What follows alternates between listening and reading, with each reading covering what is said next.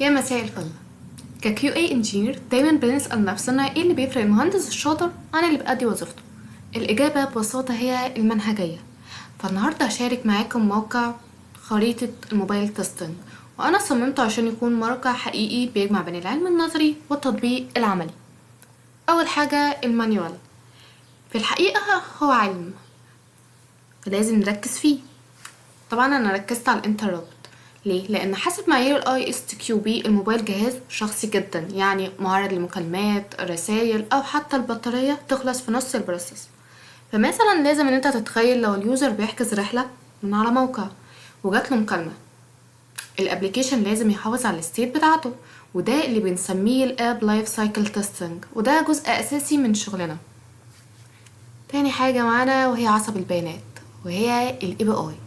ال API عصب البيانات ليه؟ لأننا بندخل في العمق التقني. احنا مش بس بنختبر الستيتس كود ان هي تكون 200 اوكي، لا احنا كمان بنركز على الفاليديشن. فليه ده مهم؟ لأننا بنتعامل مع مراجع. لو ال API بعت سترنج هو كان متوقع رقم، فده ممكن يعمل كراش للابليكيشن.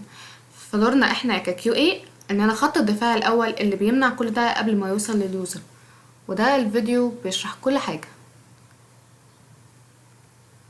حلو التغيير. الاوتوميشن.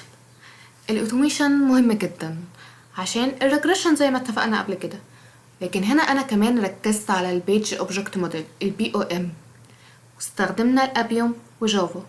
ليه البي او ام؟ هقولك.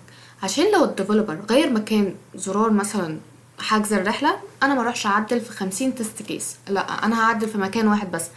واتكلمنا قبل كده ازاي بنعمل كل ده. في النهاية حطيت رسالة تشجع اي حد لسه بيبدأ، واقولك ان ال QA مش بس ادوات، ال QA عقلية تحليلية. الموقع متاح ليكم وبس كده. سلام.